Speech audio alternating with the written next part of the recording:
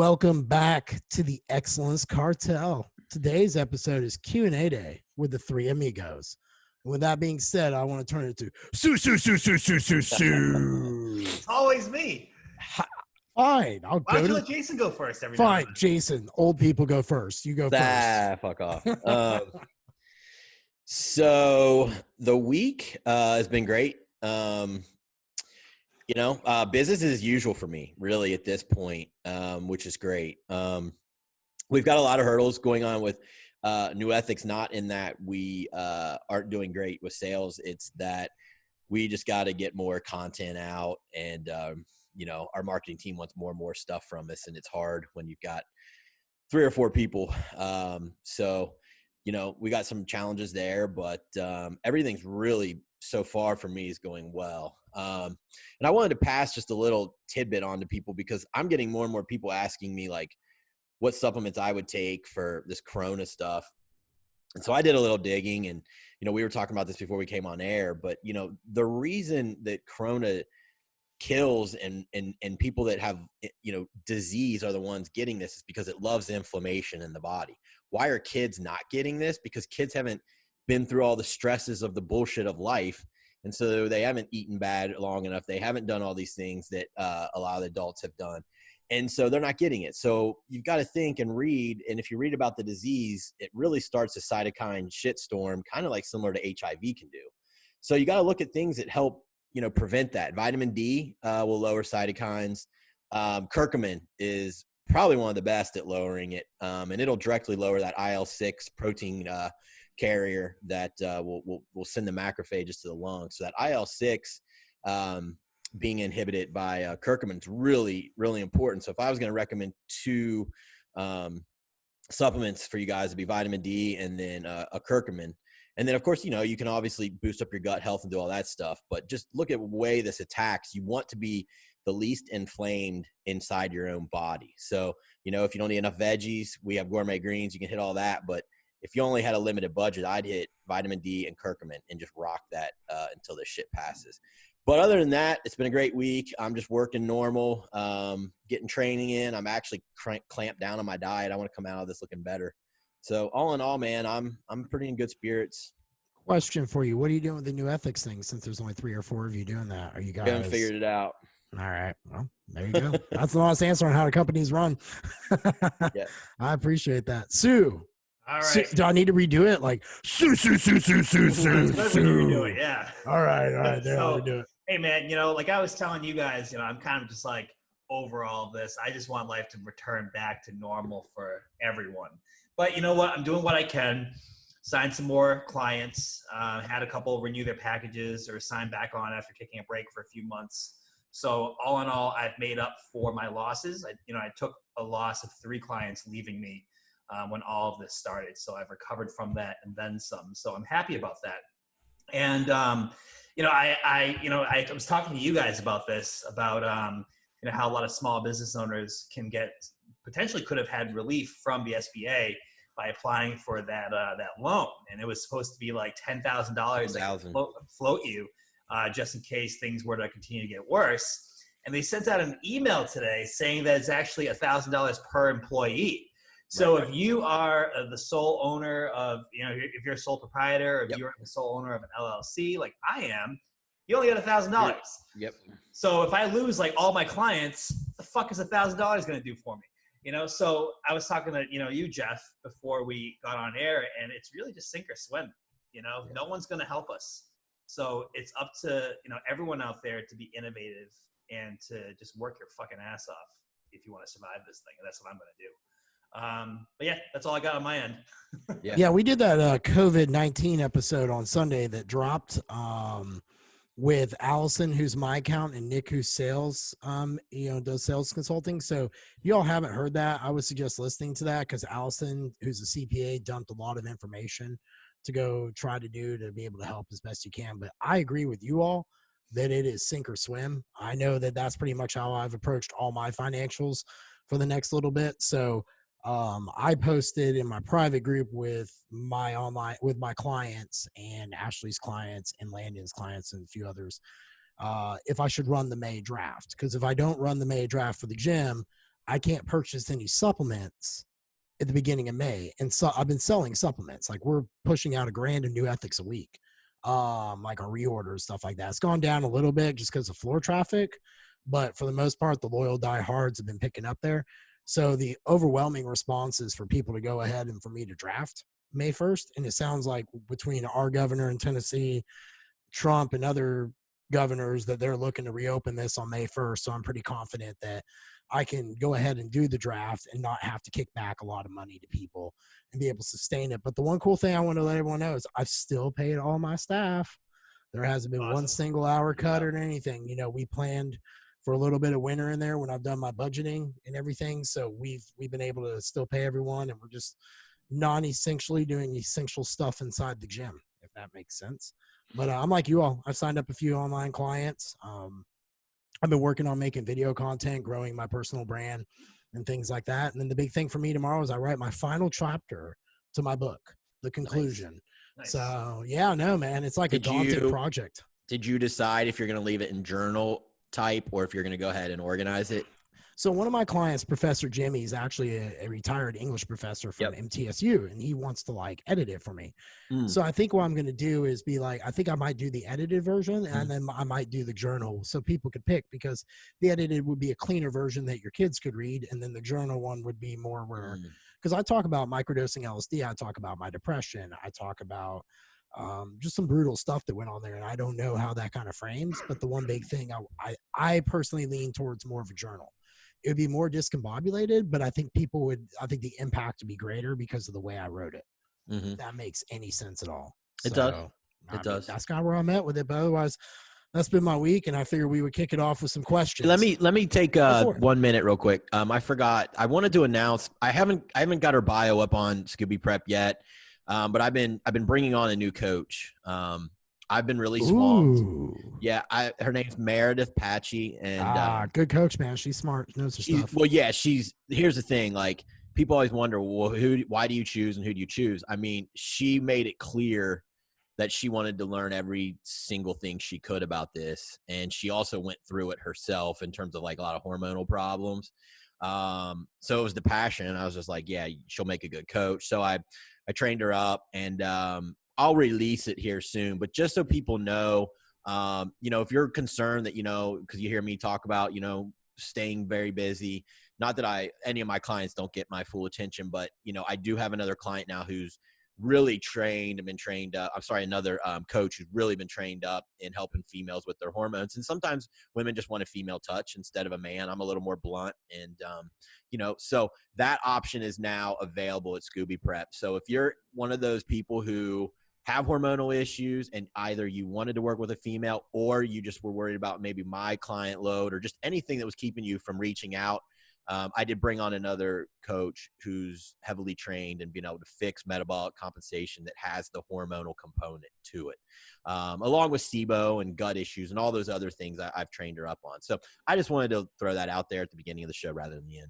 No, I think that's good. In fact, I think with that being said, I think the three of us would all agree that if we were too busy, we would tell you all through this podcast we are not taking new clients. Yeah. So we are all at a point we can manage our loads. Yes. And in fact, I'm starting to make the transition more to online. I know for a fact that when this goes back to normal, I won't be going back to the gym on Wednesdays at all. I'm going to take that day completely off. So I'll have Wednesday and Sunday completely off from the gym. I think it's smart for you. I know you like the personal training. You're not going to ever give that up. But I mean, I think in terms of like just longevity for your body and your bone disease and everything, I think having that full day where you can just sit and chill is going to be really important. I mean, obviously you get your weekends and stuff, but a lot of times we don't chill really on our weekends. So I think that'll really actually work well for you. And plus, the online is kind of the way of the future. So I think that's smart, man. I think so. I signed up for Feed for Function. Yep. I'm going to see how I can integrate that for like my online clients to like kind of give them a little bit better of a interface and experience. I want to see how I can make that work, and then just use my current system with my in-person people.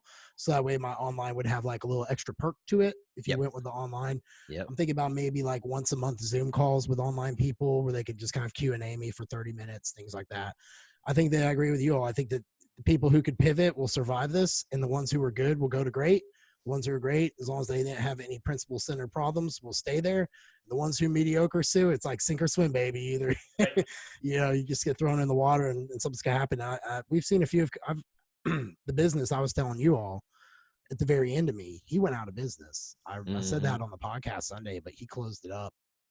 Between the tornado, we had that put us out of business the first 2 weeks, and then we got hit with COVID like a few days later. And he was a gym, right? Yeah, it was a boot camp facility. So he, to my knowledge, did not charge gym membersip, charge trainers rent. And then basically it was just living off of that. And that's just, I think I said, dude, I said this in the podcast Sunday, and then we'll get in our Q&A, but I think that because of this, I am actually going to change my approach for the gym. So right now it's $45 a month, and it's 60-day paid notice to cancel. I don't do contracts. Because of this, I'm going to institute contracts, crank it up where you could go month to month, and except there'll be more, like maybe 50, 55 a month, do a 1-year contract at 45, but allow people like a 3-month paid notice to leave early. So like, hey, you can get out of your contract anytime, but you have to pay a little bit to do it, and then do a 2-year at like 40 a month. Because that way it will help me be able to project my revenues better and things like that. I think that gyms are going to have to go, the mom and pop gyms like us are going to have no choice but to go that way, because we're going to have to put all these clauses in. If you can't access the gym because, it already looks like a legal nightmare in all honesty, but I think that that's just going to be the way it's going to have to be. I wouldn't be surprised if you see barbers do like monthly packages where you could get like X haircuts a month, but this rate, and then the walk-in rate's higher. Yeah, kind of like a tanning bed does, or to be able to secure it. I think you're going to see a lot of businesses change, man. Like if I was going to open a restaurant, I would make it all about takeout and delivery and the curbside experience. I wouldn't even fuck with trying to get people to like come in and sit at my table. Maybe have like a little small bar area where people can drink while they're waiting for something. But I think that you're going to see a lot of those businesses fade to the side. So it's really, really sad, man. It's really sad. Like someone like me, I was completely debt free with my company until this happened. And then that's where I struggle with the government. Like, why are you making me, why don't I have any guidelines on how to do anything? Like just, there was like Thanos, they just snap their fingers and boop, gone, half of the economy just went right away on but that's for a whole nother day. With that being said, let's kick this baby off. So the first question, we have 10 questions. So what we're going to do is I slated out 10 for this podcast. People have asked Sue, myself, and Jason over time. And if we're going to get through as many as we can in the hour, and if we don't, we'll just do another Q&A next week, finish them out. And if you guys have any more, hit us up. But that's kind of what we're looking to do. But the first question is how to bring up weak body parts in the off season. I'm just going to give you a hint. Lots of insulin pre and post workout. I'll give you a better answer than that for everyone. That was like the best answer right there, though. I mean, there's like good and like pick the best answer. You're doing that like on your test, like SAT. Which one fits best? That's best. Insulin. Jeff, I'll kick this one off. All right, go ahead, kick it off. I still have weak body parts, and I've had weak body parts before. So, for example, my back was really, really bad. Several years ago, probably like 4 years ago, 3 years ago. And now my back is one of my stronger points. Right now, my hamstrings are a weak point. My arms are a weak point, right? And the one very simple piece of advice that I would give to anyone who's trying to bring up a weak body part is prioritization. You want to train it earlier in the week when you're fresh. Train it first in a workout. And then, train it a little more frequently. Like there's no shame or harm in deviating from that traditional bodybuilding split and going into something a little more dynamic where you're training like kind of like a weird combination of body parts so that you can hit them more frequently throughout the week. That's one thing that I had to sort of shift my mind away from is like upper, lower, or like, chest, shoulders, triceps, back, biceps, that kind of stuff. And do weird things like, delts, hams, and calves, and like one set of quads or one exercise for quads, something like that, to allow that frequency. But it's really just, prioritization and frequency, for me at least. I know for me, my legs have been my weak point because of all the surgeries I've endured. So one thing for me was getting into blood flow restriction training. That was very big for me. My legs have done very well with that. So my contribution is I agree with Sue. You got to hit it a little bit more. You got to be a little bit more intense with what you're doing, a little bit smarter with your with your nutrition, especially your intra and pre and post workout, kind of like what your recovery model looks like and things like that. but don't be afraid to step outside the box and try something completely different, because you see a lot of people who will say like, oh, that BFR doesn't work. I'm like, no, it really actually does. So, but you got to give everything a spin for yourself. With that, I'll turn it over to Sensei Theobald to polish this one off. I mean, one of the things that really hasn't been added, and I think it actually has to be looked at first, is most people who have weak body parts, they don't execute any of the exercises properly. And what I mean by that is they don't feel the muscle. So they're picking exercises a lot of times that they think, you know, oh, you got to squat to grow legs. You've got to bench press to get a chest. You know, all these different things that, you know, for me for years, I bench pressed because that's what everyone said you had to do. And my chest just would not grow, but my damn delts kept getting bigger. My cues and my signaling and my motor patterns were just off. You know, my shoulder blades weren't contracted back to the bench. My elbows were too far out. I wasn't driving with just the pecs. I was losing too much weight because everyone said you've got to be getting stronger. But what was happening was my triceps and shoulders were taking it over. So my advice on weak body parts is you got to throw everything out the window that you think you fucking know about that body part and start over. So when I started over with chest, I literally had a quarter on my hammer machines. And why hammer? Because I feel it.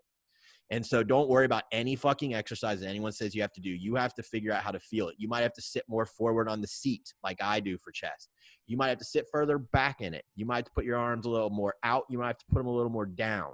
But you got to learn the cues. So like for chest, you're driving elbows towards each other. That if you think of that, it really helps contract the pecs.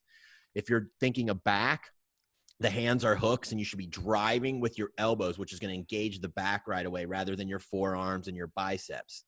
So throw out the weight, start way over, and then throw tempos in where you're really, really going slower and exaggerating so that you can feel the muscle actually fire.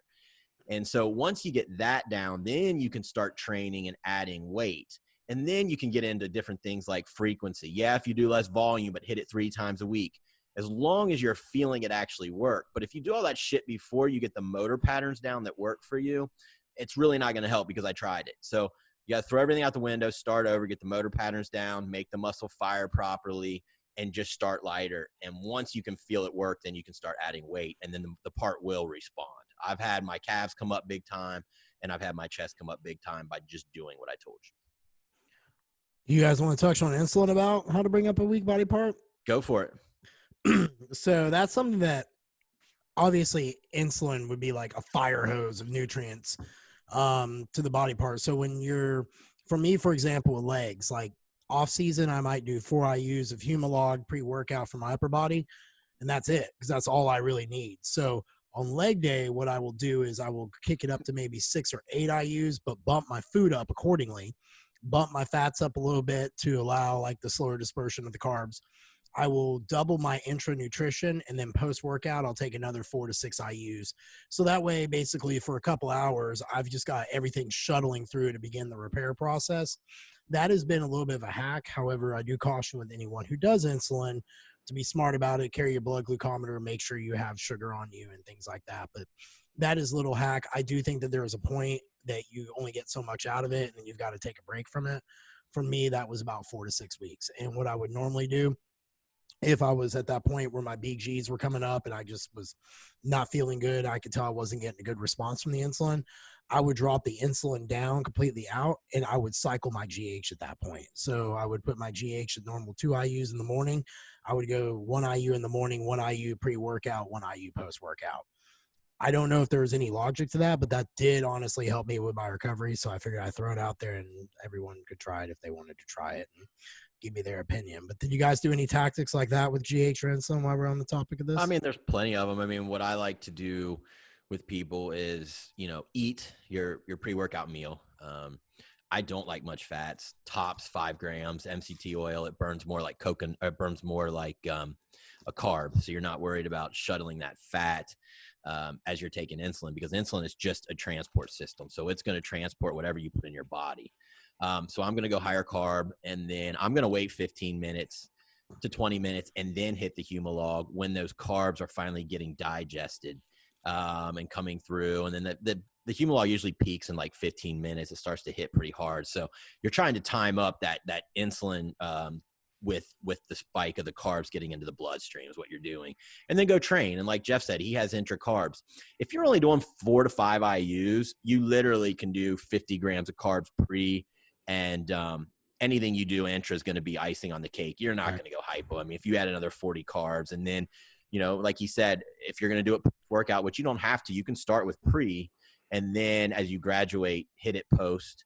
And I hit that one right away with clients. So they get in, I hit that one right away. So I'm getting that in them. I'm clearing out any carbs from the intra, so their body's wanting the carbs. And then I go ahead and have the meal in, you know, 10 minutes, whatever it takes to prepare it. And that times out pretty well. If you use GDAs and you time your carbs well, and maybe you even do some, you know, fasting where you eat maybe 10, 11 a.m., 5 IUs of insulin will last a long time. You won't lose insulin sensitivity to it. So you can stay on something like that for months. And as long as you're getting a good pump and your BGs aren't going up, but they shouldn't, that type of dose will keep your blood glucose coming down, not going up. What Jeff was talking about, losing sensitivity, happens more with Lantus.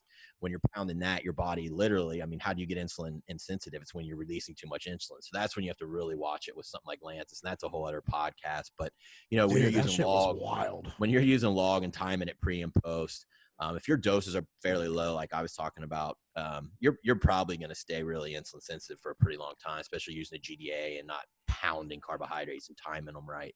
So that's how I do it with clients. You know, it does work. I mean, but for those of you who don't dabble in those things, start back at the basics. You've got to be able to feel it. You've got to learn the motor patterns, and you've got to get really good at the few exercises that you really feel. So. Sue, anything to chime in there? Or next question? No, I'm fine. I mean, you guys covered most of it with the insulin. I will say this though, Lantus and Humalog together, that was a crazy ride. For sure. I mean, I put on so much. I was walking around. That's huge territory for sure. Oh, dude, I felt terrible after about 3 weeks on it, but that's a whole nother podcast, like you said. Off-season drugs versus pre-contest drugs. So, I guess why don't we take this question and spin it as what we like for our off-season drugs and how we do them versus our pre-contest drugs. We can either use ourself as an example or maybe do some clients, whichever works for you guys. And Sue, I'll kick it off with you since me and Jason just went. All right. Yeah, off-season, I would not push any orals. I mean, you could use D-ball for a little bit to kick it off, but I would save like all that like really like liver thrashing stuff for pre-contest. So obviously, I mean, I personally wouldn't run Tren in the off season. You know, like I said, don't stay on orals and I would more so use stuff like Test, Deca or MPP, Primo. Primo doesn't agree with me. It hurts me. I don't know. I've tried many different types and I always get horrible PIP from it. So I would say Test, Deca, MPP, EQ would be pretty good off season drugs to use, and save all the other stuff for pre-contest. Okay. What about you for pre-contest drugs? What's your take on that? Pre-contest, usually I start off with Test and EQ, and then I'll make a switch over to Test and Masteron and Tren. And then usually I'll drop the Tren at the very, very end, and then I'll also drop the Test, ride in on Masteron with orals, and the orals being Winnie, Anavar, and Proviron. And the last, I think, week or two, I'll do halo testing to really harden up. Yeah. Okay. Yeah, how would you describe what do you think with doses? Okay. How would you more of a moderate guy, more of a low guy, more of a high guy? You know, when I was younger and, I fucked around with this stuff myself a lot. You know, I've tried tests up to 1,500 milligrams per week. Yeah. You know, I've tried that.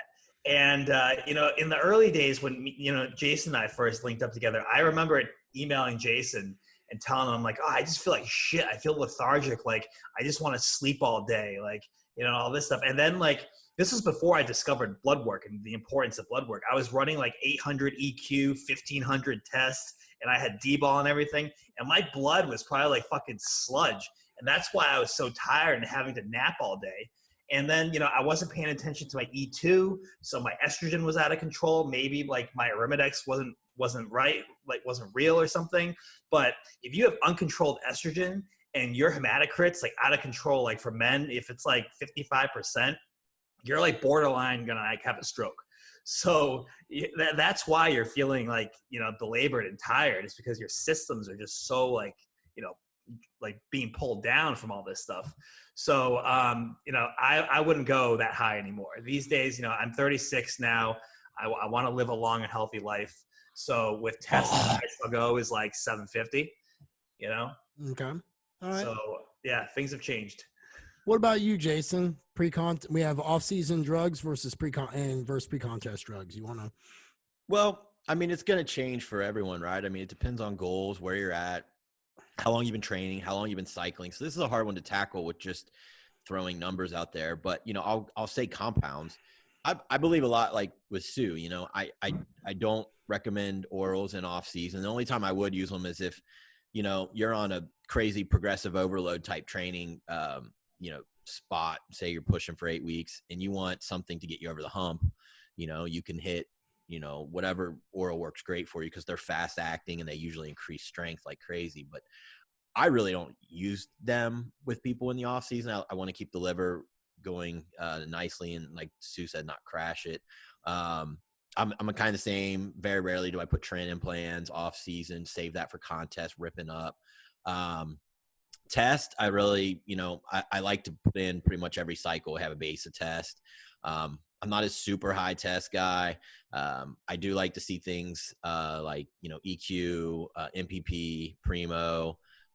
Masterin even has its spot if someone has issues with converting estrogen a lot.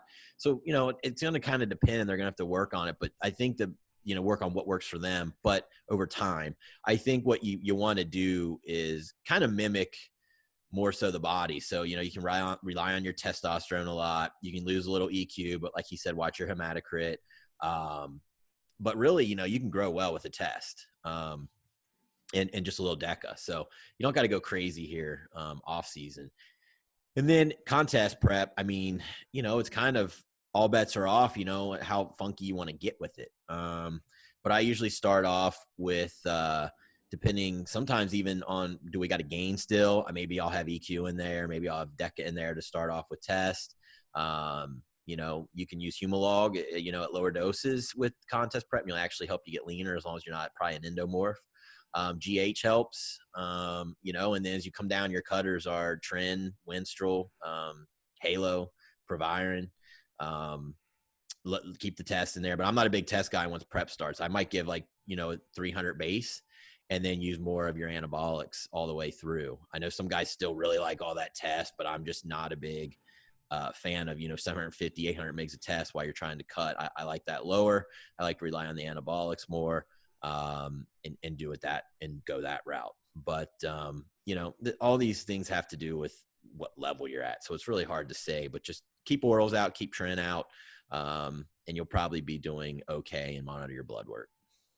Agree with that. The only thing is, so when I do off season, I prefer higher 19 norandros to a lower test. So I will sometimes go 400 to 600 milligrams a week of the MPP with 200 milligrams a week of test. And that is a sweet thing for me. I feel great on it. Mentally, I'm good. Temper's good. The only thing is, I'll be interested. I'd try it again because I've been kind of just cruising for a long time. And with my show getting pulled, me and Jason are going back into an improvement season. So I tried all DECA, last October, November, and DECA only cycle. I got real depressed on that. But I'm be interested to see how I respond with a little bit of test in with more MPP. But I actually like orals here and there in the off season. I know I will do Winstrol for 4 weeks, Anavar for 4 weeks to kind of get a kickstart. I don't like Anadrol or D-ball personally. I just don't feel good on them.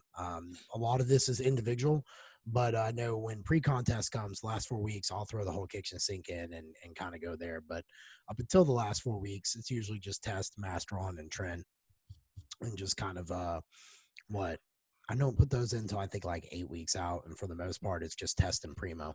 8 or 10 is a good mark to get going on those. And that's the thing. I think when you get older, I want to say this to finish this question off. I think we can all agree, but when you're younger, you'll push more gear, and it's just I don't even know why. I did. I look back, I'm like used to. I'm like, why did I do 1,000 milligrams a week of test? And why did I just keep pushing through? because I looked like a water buffalo baby. Oh yeah, You know, yeah. I mean, I was strong as shit, but I felt terrible. You know, like you have sex and be out of breath in like 2 minutes. Like, oh, ooh, you know, trying like, you know, you could forget trying to tie your shoes, you know. So I think with that being said, you're hearing it from guys who are admitting openly that we've done more, and there's kind of no need for it, especially in the off season. Pre-contest, that is what that is. You know, you do what you got to do to win, or put yourself in position to win. But in the off season, there's no reason with extra calories, lower need activities for the most part, and things like that for you to like really bust some shit wide open. That's just my take. Yeah. Can I add a couple other things real quick for people? Sure. All right. So like you said, when you're younger, you tend to think you're invincible. You'll live forever. Nothing's going to happen to you. Right. And then you get older, you change that. But I want to just say that, you know, like there really is no rule to all this stuff. This is all stuff that we've learned. And I think that we all have pretty good experience, and we all pretty much have our heads screwed on straight here.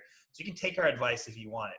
But I've also seen a lot of crazy protocols too. So if you're someone out there who wants to push the limits, you don't give a fuck about your health, sure, you can run trend in the off season. I've been given some crazy protocols because I have worked with 2 other coaches or 3 other coaches in my time in bodybuilding who I won't name, and their protocols are much more aggressive than I think, you know, myself, yourself, Jeff, and Jason would subscribe to and, you know, suggest for our own clients. And then finally, you know, like when you actually see your blood work being like way off, it scares you. Like there was one time I remember after contest prep, I got my liver enzymes done, AST and ALT, and they were in the 300s. Oh, God. I don't remember that, but that's high. I don't know if I've seen that before. Dude, I mean, I should have seen it. I'm sure you sent it to me, but I have the PDFs. I don't think I ever sent it to you, but I was like, oh. And then at that point, I was like, I'm done doing this. I can't be doing this anymore. And I just, you know, I stopped with that whole mentality of, oh, like, let's just push it a little bit more and see what happens, you know? So that's my parting thought on this question. Now, I will say this, we didn't really cover the women on it, but for off-season drug use with women, GH and insulin and abolic would be a great way to go for women. And then, you know, pre-contest is what it is there for women. I think the trick is to be safe. Like we had that episode with Jamie where she talked about the smart choices to make, but I think the 3 of us go refer to that if you want to hear about women. Yeah, if you want to hear about that one. But for the off-season part, which we haven't really covered, which I guess we could cover, which would be insulin, abolic, and GH use with women in the off-season who are in physique sports would be a good hack. But on to question number 3, generic versus pharma GH. I'm going to kick this one off. So I've been doing growth hormone since I was 11 years old. I personally take generics. I have taken pharma GH, obviously, when I was a kid, and I've got my hands on it, and I took it in going into 2000. I had Norditropins and Humotropes going into Nationals 2018, and I did generics going into Junior Nationals 2017, and there was no difference. I can't tell a difference between the two. I think that maybe you have a smidge more water on the generic ones, maybe, but that's about the only thing I honestly noticed. Still slept good, still felt good, still full, still had the blood glucose that was cranking up a little bit here and there, you know. So I will say this: if you are in a position that you're competing, and if you can't afford the pharma GH, I would not sweat it too much if you get a really good generic source where you can get it, you know, the quality's good. And there are quite a few good like black tops and gray tops. You just can't go wrong with those in the generic market. And they're coming all over now. The concern might be where you're getting it from, cough China. But I personally will kick that to you guys at that point, but I stand that maybe a smidge more water on the generics and that's it, but not enough to say let some guy charge you $600 for 120 IUs of Humotrope when you could go get 5 kits blacktop 500 IUs for the same dollar amount roughly. Well, Jeff, I'm going to disagree slightly there with you because I have not had good experience with generics myself. Okay. So that could be just sourcing, you know. But so here's the thing. So I have a prescription now for GH. It's from a clinic down in Florida, and the brand that they give me, I think it's called like Zomactin or something like that. But anyway, it's obviously pharmaceutical brand, and for a kit, I think it runs me like $250, and that will last about 30 days if I run it at 2 IUs. So it's not bad. You know, I've paid up to $800 for like a Lilly Pharmaceuticals kit. So I've been ripped off before on the GH front. But I've noticed a huge difference, Jeff, in taking this Zomactin stuff because I have an autoimmune disease. And not a lot of people know this. I have psoriasis, okay? And I've had this ever since I was a kid. And it's so bad that I need to get an infusion every month of Remicade. So I'm hooked up to an IV for 2 hours once a month so my skin doesn't act up into lower inflammation, right? Because of coronavirus, I haven't been able to get my treatments in about a month and a half. And usually if I miss a treatment by a week, my skin will like erupt and I'll get breakouts of the plaque psoriasis. But now that I'm on Pharma GH, my skin has actually improved. It looks better than ever without the treatment. Couldn't that be that you have a lot more knowledge of gut health though, man? No, man, because I was still eating cottage cheese like 2 weeks ago. Okay. So no, it's the GH. I'm telling you, man, there's a difference. And like, I see it in my skin and like my hair and all this stuff. It's yeah. I just wanted to throw it out there because I know you're much more gut health knowledgeable versus and, before. But yeah, like I was still eating like dairy and you told me like cut this shit out. I think I was on that text right when you told you cut that shit out, quit eating like a kid or something. Well, I mean, in autoimmunity, if you want to fix it, you know, you got to cut some inflammatory type foods out. He knows that. I know. Well, since I got you, Sensei Theobald, how do you answer this one? Well, here's the thing, like, you know, I really kind of tend towards Jeff Black's response, but the thing is, when I had done generics, you know, him and I had the same stuff, and so you know, it was good. And when I switched, I'm on the same. I have a doctor script. I had literal clinical low IGF, and I get a farm. And literally, I agree with what you said. When I changed over to just doing nothing but farm stuff and whatever my doctor will script me for HRT type stuff, I dropped water. So I think the difference is in the farm grade, you carry a little less water. That probably has to do with impurities that are in the generic, or maybe, you know, certain aminos missing in the generics that you get a full complementary in the farm. I'm not real sure.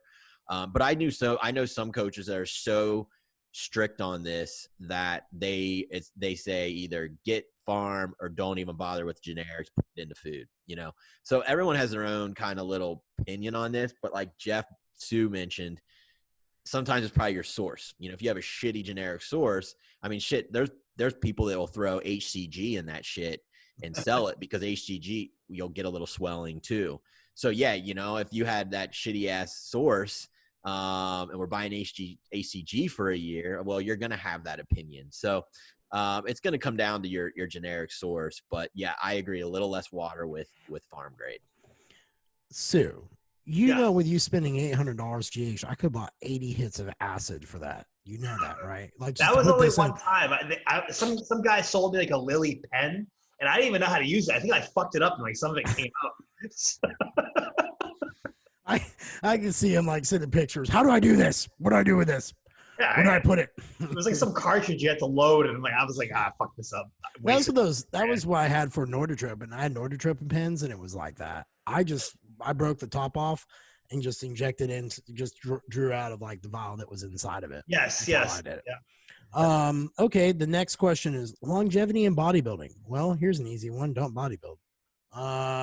But sorry, I had to be passive aggressive in my humor there. But I'm gonna pass this one to you first, Jason. What do you think about longevity and bodybuilding? Since you've been working out 25 years, but you've got the age. I'm at 22. Yeah. So I mean, what do you say about it?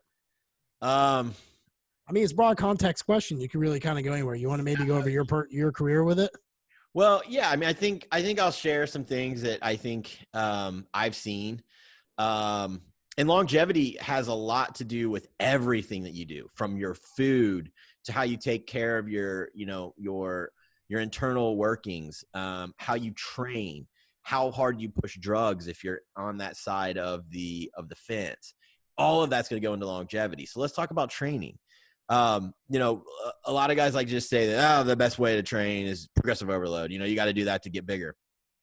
And we had Meadows on the podcast other podcasts that I'm on, Elite Physique University. And, you know, we went into this, and Meadows and I both agreed that, you know, as you get older, if all you know is progressive overload, you're probably going to end up with a torn tri, a torn bi, a torn chest. Like, you're going to have to change how you train. And that's not the only way to train. If I do 3x10 on a machine and my reps suck, and I do that machine for 8 months and keep getting better at my execution, my motor patterns, how I make my chest or whatever the body part is, you can grow from improving a motor pattern. So there's many ways to grow. Doesn't have to be progressive overload. So my point is, watch your joints. You've got to take care of your joints. And I've done that. Like, I have shoulders that I mean, I know they're just as good as any 21-year-old. I have no problem with them, and most shoulders by now at 42 are shot. But I've always been smart. I've always listened to when I'm in pain. I don't do shit that hurts. All these different things. I warm up the joint a lot of times with less weight. I'm not a big, like, just warm up guy on a bike, but I'll work into low weight as I'm going, and then into my bigger weights. I will wait a lot of times to do compounds second or third and do things that'll warm up a joint a little more. On the gear side, like, get as much gains as you can natural. Unless you know that you are on the course to be a pro in 2 to 3 years and can be in the Olympia in 5 years. And I know some people say, well, how are you going to know that without taking the gear? I mean, you can kind of look at someone's physique and know if they're destined to be a bodybuilder. I mean, no one looked at me and was like, man, you really should be on an Olympia stage in 5 years, kid, you know? So know where you're at and get an education or get a career and do all that first. But don't push the gear like crazy. Use it as something that helps, but not a crutch. Learn to train properly, as I talked about. And then you got to watch everything else, like your internal health, your blood work. I don't force food. Don't force feed. Yes, you have to be in a surplus, but I think guys still think they have to eat 6,000, 5,000 calories to grow, and you're only going to add muscle so fast. And by doing that, you're going to blow out your insulin sensitivity unless you're just one of those genetically lucky elites who can eat, and they always have 75 blood glucose. And I have a few guys like that, but most of us aren't like that. I know I'm not. So all these things you've got to take into account if you want to do this for a very long time and be able to keep getting better like I'm doing at 42. If my joints were shitty, I wouldn't be able to do that. If my blood markers were shitty, I wouldn't be able to do that. If my sleep was terrible, I wouldn't be able to do that. So a lot of things go into longevity. It's not just on the gear side. It's all of it. And then also, like, my cheat meals. I'm not a guy who just pushes sugar and, you know, eats a lot of shit, because then your gut health goes to shit. So, you know, I'm on my diet year round. I do break, and obviously, you know, I've gone out to dinner with you guys. I do break and have sushi and have pizza occasionally and do all these things. But more than not, I'm on my nutrition plan 95% of the time year round. So those are some things that I do. And then obviously I supplement to protect health where I have issues: cholesterol, blood glucose, gut. You know, all those are my big issues. So I take care of those issues year round. So my 2 cents. Sue, you for longevity.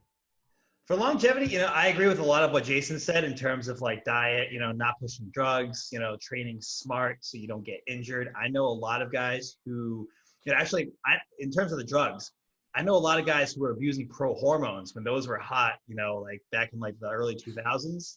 And they are all God, M1T was the best. Fuck yeah, man. Well, a lot of these guys, they start taking this stuff as 16, 17-year-olds in high school, and they never got off, like, into their 20s.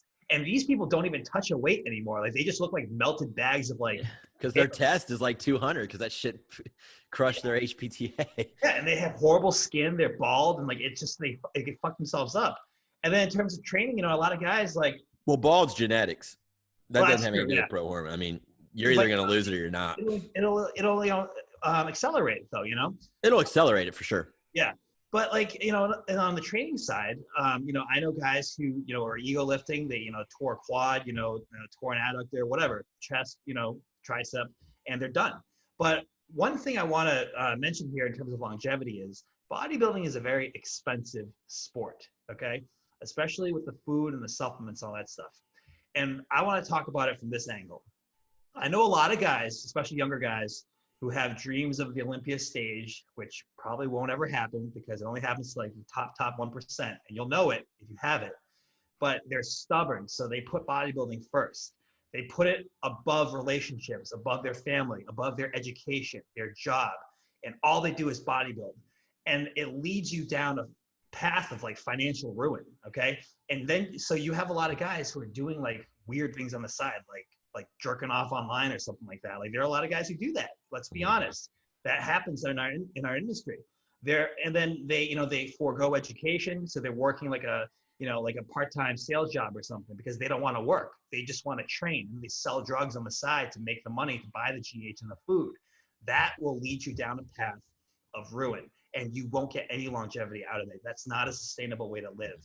So my advice to anyone listening to this right now, if you're a young guy, get educated, go to school, put your education first, put a career first, value your relationships, and make bodybuilding a part of all that. Don't prioritize this because this isn't going to carry you through. It's the rest of the stuff that will. Yep. It's great advice. You gotta have money to bodybuild. And if you're unstable, your training's going to be unstable, your eating's going to be unstable, and it's all going to fall apart. I'm going to touch on longevity and bodybuilding in regard to women. Ladies, 1, hire a coach. 2, hire a coach that knows hormones. 3, hire a coach who knows hormones and how to understand blood work or a Dutch test. Those would be my 3 things for your longevity, because when your menstrual cycle starts getting screwed up and you guys are constantly in and out of diets, and this is for the bikini girls too, there's something called the energy availability threshold. And when you're below that number of calories and you're neat, your non-exercise adaptive thermogenesis is up, your thermogenic effective activity is up, and you're doing all this activity, it gets to a point you get so low and the activity gets so high, your body starts shutting it down. Then you're dealing with a coach like one of us 3 who've got to work you 2 years backwards to be able to undo everything you did for that. So make sure if you guys are going to compete in this industry of physique sports that you have a coach who's knowledgeable with women's health and who understands women's hormones primarily, because that's the one thing that I think knocks women out of it quicker than other. Oh, and the other thing will be, if you're dating a guy and he offers you Anavar, make sure it's like really fucking Anavar before you take it. And you got a clit that's 2 inches big, and then your voice is really deep like mine. Because once you get there, there's kind of like no going back to that kind of circus show. So that would be my advice on the longevity side. Well, that can still happen on VAR if it's too much and, not too. Right? So, but I mean, for the most part, like you'll get a lot, like that's like the one thing you'll hear. You've seen it too. Girls come 100%. To you on trend. Well, why did you get on trend? Well, my boyfriend said it was okay. And I'm like, oh, so. What I see with VAR a lot is a boyfriend who said, I'll take 50 migs, Yeah, you'll see that shit. And so, I mean, the voice is going to change. And, even the voice can change on 10 migs. I mean, women need to know that going in. Yep, true. But you take 50, that's 350 migs a week. That piles up. That's like piles up. Yeah. So I guess with that being said, the summary for women in longevity and bodybuilding, like guys can abuse it and get away with it longer with less implications to their health. I agree with body that, for 100%. the most part. Women, you guys got like one good shot to do it right. I think maybe a second. And then after that, everything starts going poo, poo, poo, poo, and then it's done. Yeah. I mean, we're pretty good. And, that's what I do is help give them a second chance by getting everything going again. But I really agree with you on that. Yep. Next question. What to look at in blood work? So this is going to be like, that's a really wide open question. Yeah, it is. I guess let's take it from like, we haven't done Gen Pop. Let's take it from a Gen Pop perspective then. What would you be looking for in blood work, Jason, if you had, say, 40-year-old Mrs. Jones coming to you and she just blood, just wanting to drop weight, XYZ, what would you kind of go with? So I always am going to go like CBC, and I'm going to get like fasted and CBC fasted insulin. Complete blood count panel where they do all the blood count stuff. Okay. And I'm going to add like a fasted insulin and a fasted blood glucose to that. I'm going to get a CMP, which is a complete metabolic panel. And that's where they look at like liver. So you'll have your AST, your ALT. That's where it looks like kidneys. You're going to be looking at bun and creatinine. You're going to want to make sure you take a look at those. EGFR, which is your globular filtration rate. Those are major for kidneys. But if you have them do a CMP, you'll get all that. I'm going to look at thyroid, and doctors aren't going to run this right. I've talked about this many a time, so you're going to need to be stern here. I'm going to do free T3, free T4. I'm going to do TSH. I'm going to do reverse T3. That's when stress gets going too high. It's a way for the body to shut you down and slow you down. And TPO antibodies, so you can see if you have any Hashimoto's. Then I'm going to look at your hormones. Progesterone, I'm going to see how you're doing at 40. It's possible that it's low, and you're starting to get those symptoms of estrogen dominance. I'm going to look at estradiol. I'm going to look at free test, total test. Cortisol, I like to get to see if there is any progesterone steal going on. And then you can also throw in androstenedione, androstenediol, DHEA, just to check off to make sure they don't have any PCOS. And then, that probably is good enough for that person. You can look at SHBG, which is your sex hormone binding globulin. You can look at CRP, which is inflammation. There's a lot of other things you can add, but I think what I gave you with the CBC and adding a few extra things, the CMP, adding a few extra things, the thyroid and the hormones, that would give you a really good look internally to map out most of the issues that you're going to see with a 40-year-old woman, which is a lot of times going to be lower progesterone, estrogen dominance, thyroid issues, and insulin insensitivity issues from years of just not eating well. So it's going to give you a nice full round look of what's going on internally. And really, you can do the same thing for a man in the same spot, and you really don't need progesterone. But the rest of it, I would probably get for a man as well. Real quick, how would you look at a female competitor coming to you who just recently competed? Female competitor, I will definitely get SHBG too, because you see a lot of like that rising as stress rises. But everything else I listed, I would definitely get for a female competitor as well, to map them out. I'm trying to think if there's anything else I would do with a female competitor that I didn't list, but I don't think there is. I think that that would you do the neurotransmitter too. part on the Dutch test? I don't do a Dutch test unless I get stuck. Okay. I don't like Dutch to map someone out, to be honest with you. I use that when I've done like what I know and I've hit all the areas on labs and then there's still issues. Then I'll have a Dutch. I just don't like to make them run an extra thyroid because the Dutch is already like $400 and then you got to run thyroid if you want it. And that's another 200 ZRT panel. Then you got, so I just go labs first and I use Dutch when people just aren't responding personally. Okay. That makes sense from a coaching perspective. I can get behind that. Sue, what about you with a male who comes to you, we'll say 30-year-old, mid-30s, and what would be the test that you would want to do? Just usual gym pop. I think I'm more or less touching on the low T that we've all bitched about with some of our male competitors. Because you've talked about that before. You've had clients about the low T. Yeah. You really had to address that. So I wanted to give that question they start working with. I think first of all with Bloodwork, as a coach, you have to keep in mind that blood work can be kind of pricey and not all clients can afford to get every test that you wish them to get done that, in an optimal situation or best case scenario. So it helps to ask the right questions. And if you have seen, enough cases during your time coaching, you can sort of, guess and, and be pretty close about it in terms of what might be going on based off of what you've seen in the past. So based off of that, you can target your questioning towards the client to really try to figure out what's going on, if it's a digestive issue, if it's a hormone issue, if they're not sleeping well, if they're high stress, whatever, right? So you want to be as efficient as possible when it comes to blood work.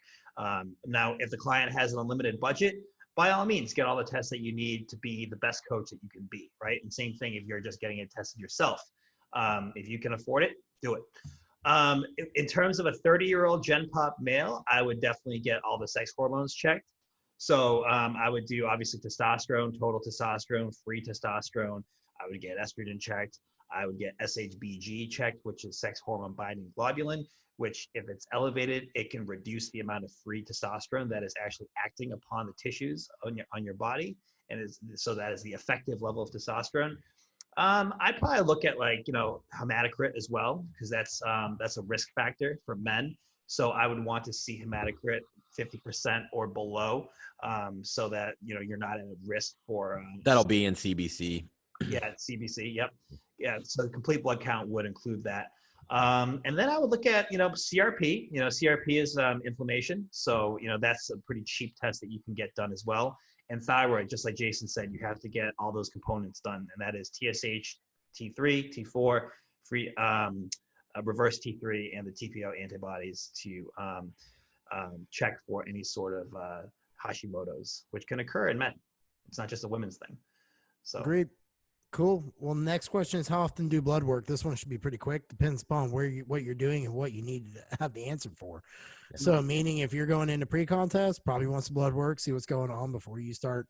You're a male or female gassing it and coming out of pre-contest. I wouldn't do it right after pre-contest. I would wait a few weeks and let your body kind of adapt out, get what you're doing down to a normal, reasonable level, and then go do your blood work and see what you guys got to like clean up afterwards. But if you're talking just gym pop, unless you're working a situation like female hormones or testosterone level with a male or a thyroid issue or something like that, I think once or twice a year is fine, man. I mean, I think people go overkill with that. Like I've seen guys like every month, and I'm like, dude, you're just running 300 tests. Like you're A-okay. Like just, it's fine. You know what I mean? But I think we can all agree with that one. That's pretty much just dose dependent upon what you're doing for yourself or your coach has you doing. Yeah. I think if you're a general, not pushing the envelopes and you're using PEDs, I would get it every, 6 months. Right. Women who work with me who have hormonal issues, it's every 10 weeks, 10 to 12. It's after, get that red blood cell turnover. Usually takes 90 days. And then, yeah, I agree with you on post-contest type windows. Get off the PEDs, get off the drugs if you used them, and then let your body kind of settle out and fix whatever issues there are and go from there. So I think that covers that pretty easy. So anything to throw on that one, or next question? I mean, I agree with all of you. I mean, you have to understand like certain processes in the body take time, right?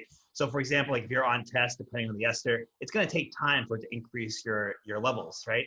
Same thing with if a woman stops taking birth control and she wants to see where her hormone levels are at, the follicular cycle is about 90 to 100 days. So you might want to give enough time for things to pass before you retest. Or, like you guys have talked about, post-contest, you want to give your liver and kidneys time to sort of do their thing. Like when I mentioned my ALT and AST were like in the 300s, that was like literally like 2 weeks after a show when I was just done pounding like Halo tested for like 2 weeks. So adequate time is important so that you're efficient, you're not wasting money. So. Cool. The next question is essential vitamins and health subs to take year round. So I'm going to kick this off. Krill oil, I think we can all agree, is a top dog. I take about 2.4 grams of that a day. It comes like 600 milligrams. Ubiquinol with PQQ. I've always been a fan of ubiquinol. It's good for your heart. It's a better bioavailable form of CoQ10. But the PQQ, after doing some HRV certification and some of my literature readings, has been shown to be very good as a complementary part to your ubiquinol in terms of heart rate variability, which we'll touch on here in a second. But the one thing it does is I have preventricular contractions and preatrial contractions, and it helps lower those. And I have noticed that since I'm on that. So the one I take is from Jaro, and it's ubiquinol with PQQ. Citrus bergamot, I take that for blood glucose, and especially depending upon where my GH is at. Turmeric, like Jason said, you definitely want that for inflammation. Krill oil, again, is great for inflammation. I take thyroid and liver support. I am too lazy to take all the necessary pieces for thyroid, so I take Thyro Boost by New Ethics, and you guys will hear me swear by it again, but for my liver support, it's Metapure. I am using Winstrol Oral right now, my little off season, just because I wanted to burn it out before it went bad. And I'm doing my Metapure, so I might just actually run it. I need to run blood work. So I'm like, maybe I'll just do it right in the last week of this, because I'm curious to see if Metapure just keeps that liver moving good. The other one I take is Metformin, but I take that from a longevity standpoint. It is really good for your glucose disposal as far as what it does through glucose in your liver. But where it really holds its weight to me is every day you have billions of different DNA replications going on inside your body, DNA interactions, and it lowers it down into the millions. So they think that they can actually extend human life that way. If you look at some of the cool studies, it's one of the only drugs that's being looked at. I think it's phase 2 or phase 3 clinical trials for longevity, but it was in that one study with human growth hormone and like HRT or something like that, where it showed to add years back on linked to telomeres. So I use that. A good glucose disposal agent, depending upon where you're at, I think is great. GDA Max would be my favorite. that I use because I used a product called Slim Max before, and that shit was driving me hypo. Like I would take 2 with 100 grams of carbs, and I would get a full swing and go the other way. Remember I texted you guys that one day I showed you my BG was like 39, and I was like dying in bed. I was like, this is terrible. That was a mistake. So some of those supplements you want to be careful about. So you want to make sure you use a good name brand. And then finally, just got to touch on zinc and magnesium, especially if you're a woman on birth control. Zinc and magnesium, we got to be 2 cornerstones along with the other couple of things. But for men too, both sexes, no matter where you're at, zinc and magnesium, you're not getting enough in the food. You're not getting enough in your diet. Those are staples. And then whatever you guys want to sprinkle on, Sue, you got anything you want to sprinkle onto that before I pass to the Gramps? Yeah, I think just understand the body's systems in general first. So I think the most important systems are like, number one, your cardiovascular system, right? Then your digestive system, your detoxification system, and your hormones, right? So that's like your sex hormones and your thyroid. And so that being said, I'm not someone who takes like too much of the day-to-day, health subs. Like right now I'm on Metapure from Jason's company, New Ethics. And I'm also taking something called Gut Defender for GI health. I'm just like trying that stuff out because I want to, experiment on myself. But if you are on a tight budget, I would say for heart health, krill oil is very effective at lowering LDL and boosting HDL. I've personally seen my HDL go up by 20-something points by taking 5 krill oil pills by a brand called Viva Naturals. So 5 krill oil pills for about 4 weeks, boosted my HDL 20 points. For inflammation, curcumin, as Jason likes to say it, Life Extensions brand. I think that's what you recommend, Jason? Yes, it is. That's a very good brand to use. So for inflammation, I would do that. Digestion, I would do a betaine or pepsin supplement like Jason's Utilize, or a probiotic, at the very basic level, and support your hormones using magnesium and zinc for both men and women. So that's where I would start, or a multivitamin at least, to get your bases covered. Good call. I also want to say on that citrus bergamot I threw out, that also does increase your HDL as well as manage your blood glucose sensitivity. But Jason, got anything you want to polish off on that? Yeah, I mean, I'll just add that, you can kind of go wild here. And I like to look at, what are issues within my family? What are issues on my labs? And what are issues within my biofeedback? So, for instance, I've always had a shitty gut. I was a C-section baby. I will swear up and down that those of us who don't have normal vaginal births don't have as good of digestions. So I have to boost up my digestion big time. I'm taking betaine. I'm taking pancreatin enzymes from our Utilize product. I ran a bottle of our Gut Defender just recently. Actually, 2 bottles. What else do I do for digestion? And I take our Flora Protect, which is going to add the good flora. So I'm big on digestion because I need it. I'm also big on insulin sensitivity because it will fade fast on me. So I do 500 milligrams of metformin. I get that scripted, and then I use our GDA with all my carb meals. But my cholesterol is never great. I've never had a really high, nice HDL. So the krill oil, and then I also use a product called Cardioxin by Nutridyne. Really good product for heart health. So I cover that. And then I'm also, I have a shitty brake system, meaning my neurotransmitters are low when it comes to serotonin. They're low when it comes to GABA. So I put in our Relax liposomal because I have low GABA, and that's going to help me sleep. And I have low serotonin. So 5-HTP is a good product. So once I took AIM to help, that side, I was able to relax more and get more back into a parasympathetic nervous system type state. I do take our Cordes because, again, I am very type A and very work driven. And so I watch my cortisol as well. So my point is, you need to take your own biofeedback, look at your own labs, look at the things that cause you issues, because that might not, what causes me issues may not cause you issues. So, again, you could spend $800 a month on this type of shit if you just start hitting every single system, but live forever. Live forever. Yeah. So we threw out some good ideas for you. You can Google different ones and then think about what your own possible, hangups are in your health and start there. So that's my 2 cents on it.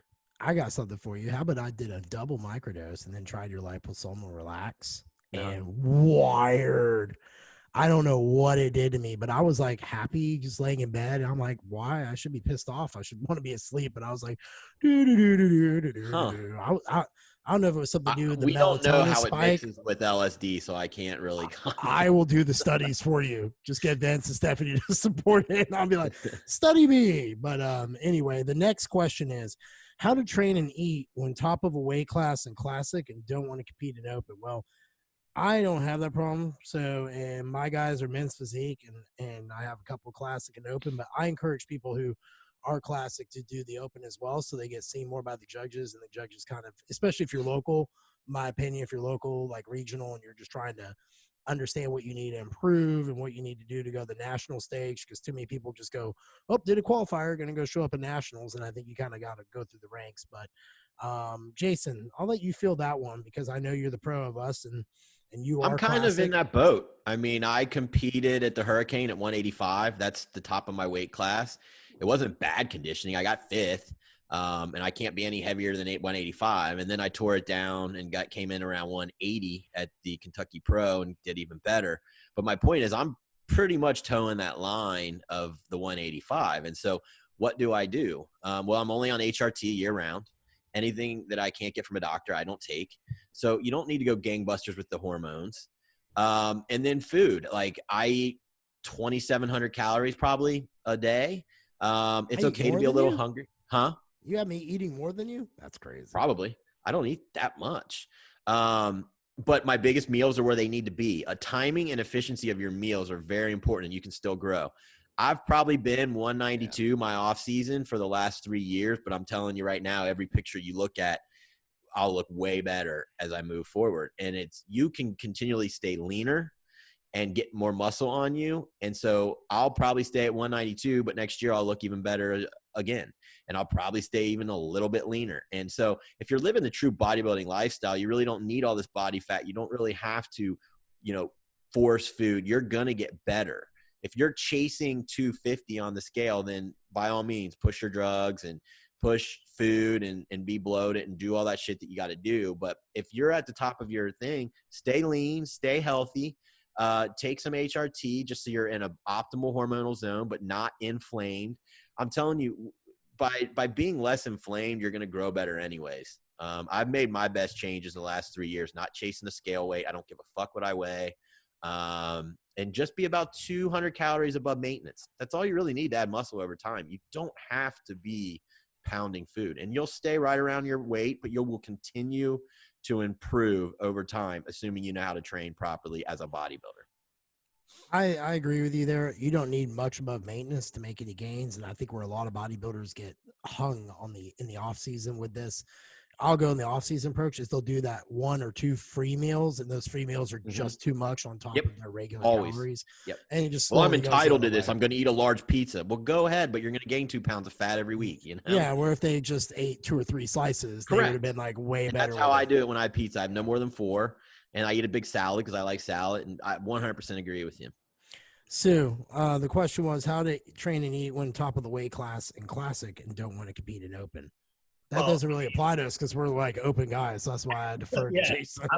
I'm not a classic guy, but the root of this question is, how do you maintain, a competitive physique, a great shape, right, all that stuff, and be at the top of your class without, spilling over right into open. So I'll take myself for example. I was a middleweight for a very, very long time, and like Jason said, over time when I looked at my photos when I first became a middleweight in like 2014. Until the last time I competed as a middleweight in 2016, my physique got better, and I was still at that 176 cutoff. And I was lean every time. And so, recently I moved up to light heavy. I competed as a light heavy last season for 3 shows. And I know for a fact that the next time I compete, I'm still going to be a light heavy, but I will be even better than before at that same weight, at the same weight cutoff. I still have a little more room too at that 198 cutoff. And so it's all about optimizing systems. It's not about pushing food. It's about training smarter, training harder, and, getting digestion right. So you're actually more efficient at absorbing the nutrients that you're putting into your body. And all that will contribute to better growth, more efficient growth, better lean tissue, quality tissue accrued on the body. So that's how I think, you should approach that. If you don't want to be gaining too much mass, you want to improve the quality of the mass that you have.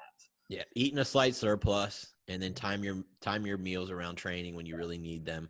Make the body want food, but be in a slight surplus, and you'll get better and not get outside your weight class. Yeah, and that pizza thing, Jason, that you were talking about, there was a thread I was reading in one of those like Facebook bodybuilding groups. I think it was a pretty well-known IFBB pro who said it's always the little guys, and he meant little guys like me, like 200 pounders, right? Because this guy's like 280, right? And he says it's always the little guys that like those cheat meals to push food in the off season. And he says, I guarantee you that if you actually were consistent with your diet and were like at 4,000 calories of like clean food, it's better than being at 3,000 and trying to like bump it up using like Chick-fil-A or pizza once a week. And so I took that to heart because I like my Chick-fil-A. So this off season, Jason, when we're doing it, I'm going to tone down those cheat meals, and we're going to see what happens when I have a consistent clean surplus. Yeah, you'll probably grow the best you ever have. Yeah, without having to pull back all the time. I always have and for those listening out there, Jeff has a better metabolism. I mean, like 4,000 really isn't force feeding Jeff. I mean, it's a surplus, but it's not a crazy caloric intake where he's bloated and feeling bad. So, everyone's got a different intake where they're at. Right. Final 2 questions. First one, how to improve HRV? So I'll field this one first. So HRV, heart rate variability. I'm going to throw out the 3 biggest things. Well, if you're not monitoring your HRV, you're not going to know if you're improving your HRV. So I'm going to say that. The one that I know that I whore out is Whoop. And Whoop is actually now shows your breath rate underneath your sleep. So compared to Aura, the only thing the Aura ring does that the Whoop does not is check your body temperature when you're sleeping. So it adjusts because body temperature is a factor in terms of HRV. Like if you're running hot, your body's obviously working harder to recover. I can tell you from wearing that Aura ring and a couple other clients who've worn it that the data is all over the place. It's a little bit more consistent with Whoop. But there are 3 things to improve this.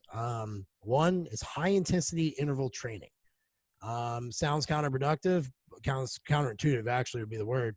But for whatever reason, they've shown that the athletes who tend to be more endurance usually have better heart rate variabilities and are more parasympathetic. So I've seen this with one of my runners who has a Whoop. His heart rate variability will be like 140.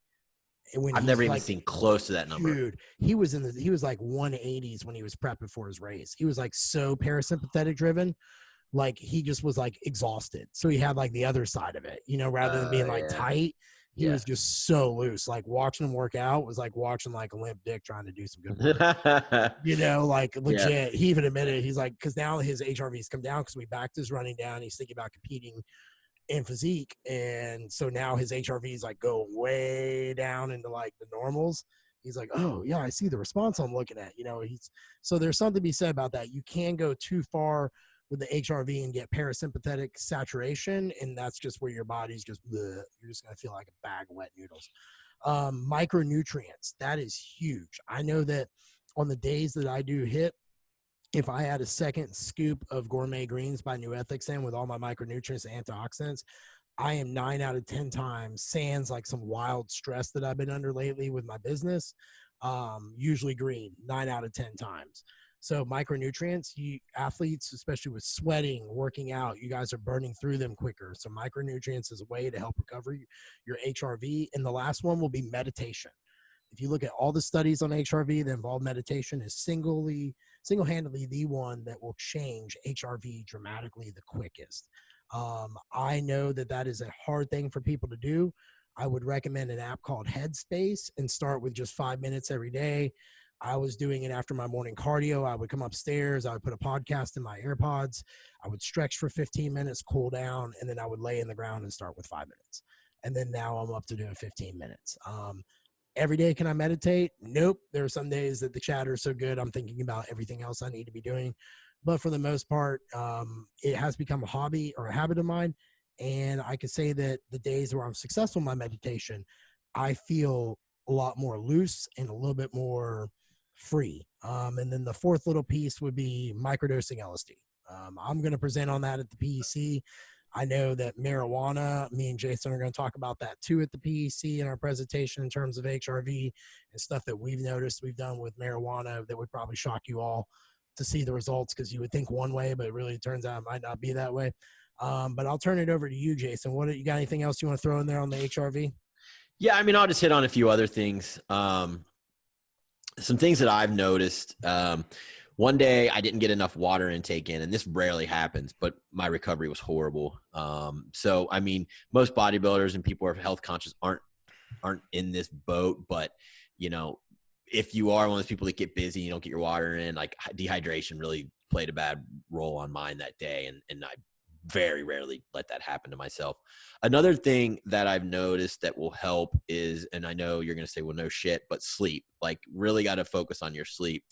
And I've listened to the Whoop podcast where they say that sleep actually doesn't play a huge role into the equation, but the way the equation is written, sleep's just kind of in it anyways. And you would have to go listen to the woman, and maybe Jeff Black can expound on that. But it was almost like they didn't put too much weight on sleep because they were worried about drunk sleep and things like that. But at the same time, it's wrapped in it anyway. So my point is, you get to bed an extra 2 hours early, your recovery is going to be a lot better. I mean, it just is. And my HRV improves and I get more greens.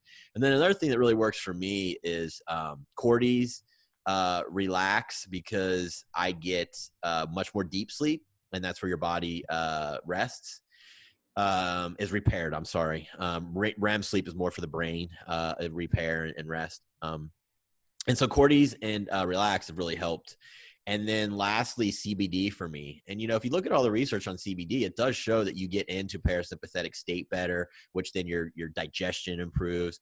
So if I do CBD before bed, that actually really helps me get green and bring my HRV up as well. So those are a few for me. What about you, Sue? Yeah, so you guys covered most of it, but to kind of tie it all together, you know, like when you said it can improve it, I would say it sort of depends on where the client is at. So like if someone is chronically stressed, I don't think like you want to actually pull back on intensity in some cases in terms of training and cardio. So something more like lists, like outdoor walking might be better for PNS activation. So you have to pay attention to training modality, right? And then like you guys both said, sleep hygiene specifically. So get off your phone, get off the laptop, stay away from the blue light, get some blue light blocker glasses, and establish a routine so that you're always going to bed at the same time. Recovery, again, PNS, parasympathetic nervous system stimulation, CBD works, smoke a joint, relax liposomal like Jason has, control inflammation. Inflammation can also decrease HRV, so take your curcumin. And again, managing stress. So from just a soft management standpoint, in terms of having, you know, healthy coping mechanisms, like, you know, if something goes wrong, you know, you don't, you know, binge eat, you know, and you go for a walk instead, or you don't engage in a lot of negativity online, for example. Like right now, there's a lot of shit online that you could find yourself arguing about, right? And of course, adaptogens like, you know, Jason's Cordy's or something like ashwagandha can help. So all those things can help boost HRV and boost 100%. 100%. Last question: smoking dope pre-workout. Yeah. I'm gonna say that like it depends for me. I'm very, very type A, and I don't have a hard time flipping the switch to go work out. In fact, like it takes me a few minutes to come out of that place when I get done working out. Like I'm real irritable until like I'm kind of like, oh, I feel like Will Ferrell in Old School when he's like, let me have this question, and he like answers. He's like, what happened? What happened? Like I feel like that after workout. I do say this though, on the days that I do smoke up before my workout, I have a better workout. I'm better mind muscle connected, better pump. I'm more present. I'm able to just like lock in quicker. So I tend to do it on my weaker body part days as a hack. Like I don't do it on chest day because I'm like, nah, I don't care about chest, but like hamstring, quad day, shoulders, things back day where I just really need to slow everything down and not try to put all the weight on there. I think it's good in that regard. I will say this though, if you smoke a lot of weed before you go to bed, your HRV is going to be trashed. I've seen that on my wall. Yep. 100%. Too much right before bed, I'm just like guaranteed yellows or red. But other than that, I'm gonna toss it. So you don't smoke up before you work out, so Dude, yeah. I could not do that, man. If I did that, I'd be like, Nah, it's a mindset. You already got yourself talked into not.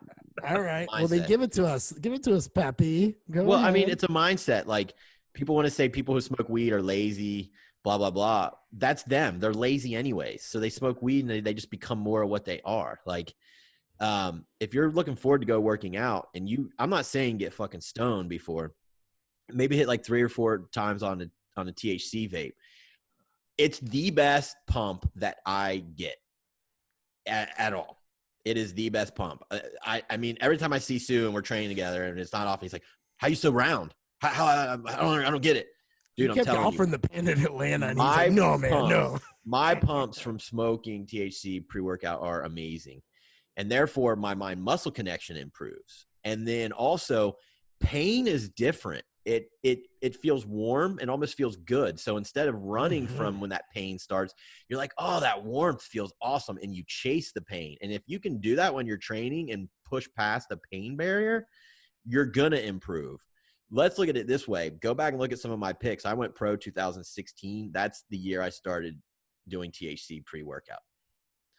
So did I really just get that much better at the mind-muscle connection, or did I find something that really works excellent for me in getting into that zone immediately? Like from rep 1, I'm feeling that heat, that pain, that burn. I'm really able to zone into the muscle I'm training, and I just don't think there's a better pre-workout. I'll give you that. But we got through all 10 of our questions. How exciting is that? Pretty good. We went a little over an hour, but hopefully people got something out of it. I think so. Really good episode, meaty one. Yeah, no, it's a good Q&A. It was all over. You know, that was nice to see. I want to say this real quick. If you're listening and you guys found value in this, please share the podcast, pay it forward, leave a review on iTunes. We are actually on YouTube now. You can find us on the Excellence Cartel on YouTube. We might actually be doing YouTube only content as special little things for following us. So be sure to keep an eye out for that. You want to make sure you subscribe, but you know, you guys have been doing an awesome job. We read the reviews you guys leave. We share as much as you guys tag us in. So please tag us, share us. If you guys have any questions, any topics you want us to cover, we're all about it. I personally want to do a whole episode on my strategizing to become senator of Tennessee, but I don't think that. Dude, I would love it. I would love it. I hope that happens. If anyone out there is listening and you're in poli-sci, hit me up. And that's another thing I want to say real quick, and then we'll round this out. Guys, follow us on social media. We love interacting with y'all. I know I enjoy the conversations that some of y'all have with me and some of the stuff you guys ask. We do this because we actually, the three of us, enjoy each other's company, and we bullshit like this through text message. So we just figure we would bring the bullshitting to you all that we do. But feel free to ask us stuff, interact with us. We enjoy that. That's why we like the PEC. We could easily do it on Zoom and sell it at a high dollar and do all that. But we actually like to go meet, train with people, have dinner with them afterwards, and then do the seminar and then work out again. So we actually enjoy the interaction side. So you're not bothering us. Feel free to hit us up, engage with us. We love it. And otherwise, guys, I'll see y'all next week. Yeah. All right. Y'all take care. Bye-bye. Okay. Bye.